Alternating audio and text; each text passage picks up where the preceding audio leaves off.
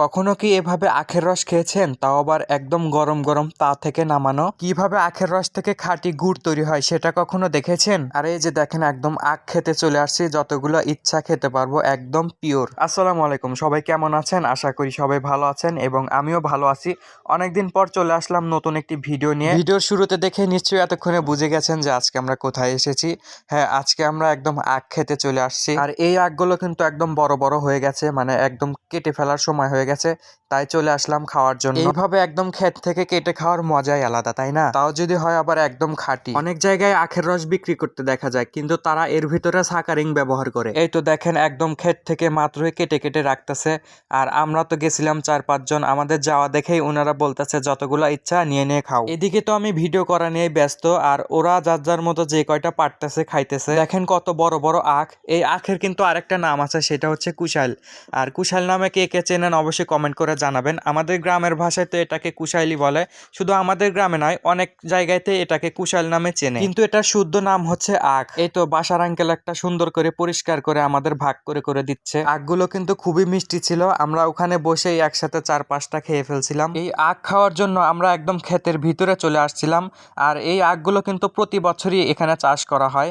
আর দেখেন কোনো কিছুই নেই, শুধু আখ ক্ষেত, মানে প্রতি বছরই এরা এখানে চাষ করে। আর এটা হচ্ছে আমাদের পাশের গ্রামে। তো যাই হোক, আমরা যেহেতু একদম গুডাউনে চলে আসছি, তাই যতগুলা ইচ্ছা খেয়ে নিয়েছিলাম। খাইতে খাইতে একদম পেটটাই ফুলাই ফেলছিলাম। এর একটু পাশেই আবার আখের রস জাল করা হচ্ছে। আমরা একটু আগে গেলেই জাল করার প্রক্রিয়াটা দেখাইতে পারতাম। এই যে একটা মেশিন দেখতে পাচ্ছেন না, মূলত এখানেই প্রথমে আখগুলো নিয়ে আসা হয়। এই মেশিন দিয়েই সবগুলো আখ ভাঙানো হয়। আর এই যে কন্টিনটা দেখতে পাচ্ছেন, এখানে এসে সমস্ত রস জমা হয়। এরপরে এই মাটির চুলায় বড় একটি কড়াইয়ে সমস্ত রস এক জায়গায় করে জাল করা হয়। আর জাল করতে করতে যখন এটা অনেক ঘন আর লাল বর্ণের হয়ে যায়, তখন এটা চুলা থেকে নামিয়ে মাটিতে রাখা হয়। অবশেষে তা থেকে নামানোর পর এই রসটা জমে গেলে সেটা গুড়ে পরিণত হয়ে যায়। যাই হোক, এখানে আসতেও আমাদেরকে গরম গরম আখের রস খেতে বললো, তাই ওখানকারই একটা ভাইয়া আমাদের জন্য একটা কলা গাছের পাতা ছিঁড়তে গেছিল। আপনারা হয়তো বলতে পারেন এত কিছু থাকতে কলা গাছের পাতা কেন? যেহেতু এই কাজগুলো আখ ক্ষেতের পাশেই করা হয়, তাই এখানে কোনো প্রকার থালা বাসন ছিল না। এই তো আঙ্কেল গরম গরম রস নিচ্ছে কলা গাছের পাতায়, আর রসগুলো এত গরম ছিল, কলা গাছের পাতা একদম পুড়ে গেছিল।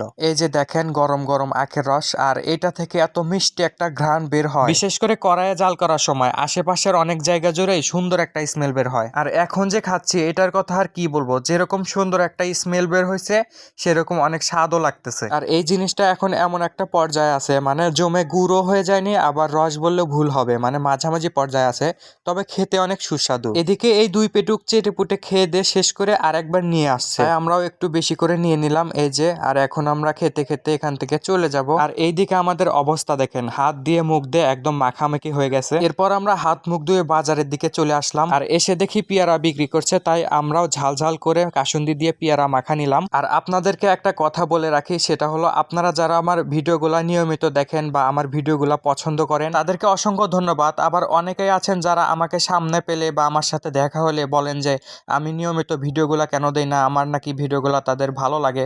তো যাই হোক, আমি আপনাদেরকে একটা কথাই বলতে চাই, সেটা হলো এই ভিডিও করাটা কিন্তু আমার মেইন উদ্দেশ্য না। আমি হচ্ছে পড়াশোনা করি, আর পাশাপাশি চেষ্টা করি আপনাদেরকে মাঝে মাঝে একটু বিনোদন দেওয়ার।